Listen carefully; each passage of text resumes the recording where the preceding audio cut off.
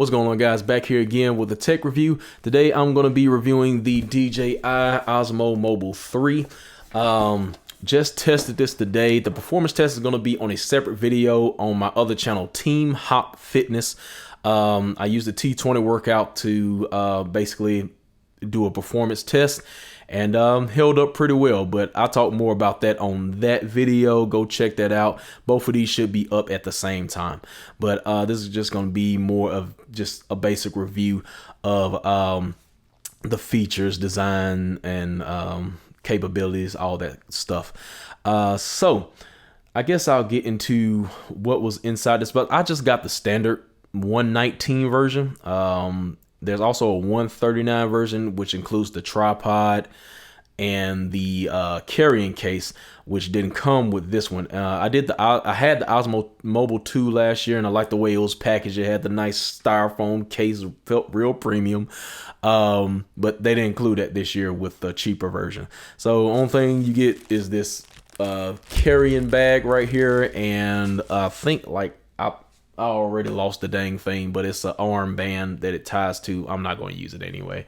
Other than that, I'll get into the design of the product itself. This is the Osmo 3. Nice compact design. Like how they changed it into a folding design. It makes it very easy to carry if you're traveling. Also, one thing that stood out to me that I immediately liked on this here right here, there's the charging port. So if you want to charge your phone while you're filming, you can do that. But on last year's edition, you can do the same thing, but the way the design was, it was hard because it didn't give enough room for your phone cable to fit inside, and it would throw the phone off balance, and it was kind of tricky to charge it while you're filming. And you couldn't, like, it was real hard to add like an external mic or something if you wanted to do that. So big plus on that. They definitely improved on that as far as the design. Other than that, you have same controls, tilt function, record button, and the power button, which I'll get into what these do in just a little bit. But also you have the trigger button back here that was missing from the Osmo Mobile 2 that was included in the 1. I never had the 1, so I couldn't tell you much about it. But yeah, I use this as well, and it's pretty nifty. Also on the bottom here includes your tripod, your standard, tripod fitting. I already have a tripod, so I didn't see the need of getting the actual tripod that goes with this. I already have 2. I don't need 3. But let's see what else I wanted to go over here. Also, I guess balancing the phone this year is way more easier. Pretty much it's just cut and dry. You just load it here. Use my phone here, and sorry, y'all, it's taking forever. Pretty much just make sure it's centered, and it's pretty much balanced. It doesn't take much to balance the phone. But now let's see. I'm gonna go ahead and turn this on. Makes a nice little noise when you turn it on. And there we go. So make sure y'all can see me here. So with this year, another feature I like is when you press this power button, when you press it once, it switches between photo and video, and when you press it twice, it switches between portrait mode and landscape. So I'll demonstrate that. Awesome. Also, with the trigger in the back here, if you press it 3 times, it switches between front face mode and rear camera. So that's a nice addition as well. Also, if you press it twice, if it happens, I'll just throw it off axis for a second. If you happen to press it twice, it'll go right back to its standard position. So that's cool with the trigger button. Also, with the back trigger button, you can use it to activate the active tracking mode, which follows your movements. Also on the power button, not the power button, but my bad, gesture controls, that's what I want to get into. So this year, if you can either use a peace sign or like do your hand like this, and it'll automatically start recording and tracking you as well. So what is active tracking? Active tracking is basically it's going to lock on to a part of your body, most likely your face. You can also manually set which part you want it to follow, but it's going to follow you wherever you go. The camera will follow, and you don't have to manually do it. And it's definitely good if you don't have a person with you to film you. So active tracking is, of course, the feature that I like and what always leads me to buy these things.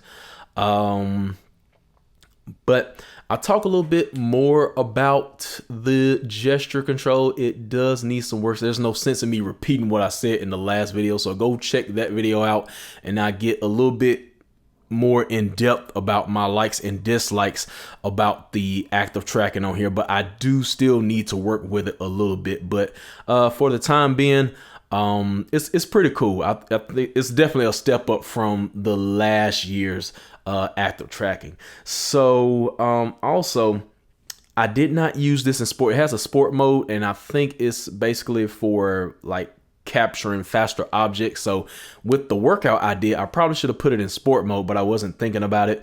And so that's what I'm basing my performance off of. Keep in mind, so I didn't use sport mode, so I might have to try it again and use sport mode and see if there was an improvement.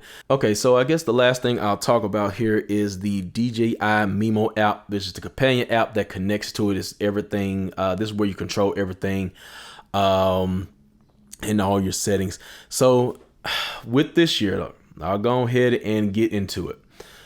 The thing that bothers me is they don't have 24 frames per second. That's what I like to shoot in. That you can only choose between 30 and 60, but you can shoot up to 4K. So they still got to work on that. And then it still works with Filmic Pro, but with Filmic Pro you can't use active tracking, so that's still an issue. So those are the cons with that. Other than that, these are your video modes. You have hyperlapse, time lapse, slow motion video, photo, pano, and story mode. So story mode is neat. I used it today, and you'll see an example of it on the screen here. But with this, basically, you film different, maybe like 3-second parts, and it cuts it up, does the automatic transitions for you and all that stuff. So if you want to use it for maybe like an intro on your video, this is pretty cool. But it's only 10 seconds. So I have to find ways to incorporate this, but I like this little feature right here. Let's get off of that. So other than that, I think I covered everything within the app. Not much to go to. It doesn't really have any manual controls as far as focus and lighting, and well, I guess you can adjust the lighting, but that's about it. But I'm looking for more like focus control on this, so I would still probably go with Filmic Pro if I really wanted to dial in on certain things. So with that being said, I think that's going to wrap it up. Not much else I wanted to get into here, but I still think it's a definite step up from the Osmo Mobile 2. Just for the simple fact that they changed the design and you're able to charge now, and you can switch between landscape and portrait mode. That's awesome. And the active tractive is a step up, not a huge step up, not in my opinion, but it's a step up. But I still need to work with it to really get a full opinion on that part of the Osmo Mobile here. But other than that, guys, I think that's going to wrap it up here. Yeah, make sure to go check out the performance test over at Team Hop Fitness. Go subscribe to that channel as well as here. Make sure to like the video, comment your thoughts on it. Anything else? I think that's it. So I'm going to bid you adieu, and I'll get this up to y'all. Have a good day. Peace out.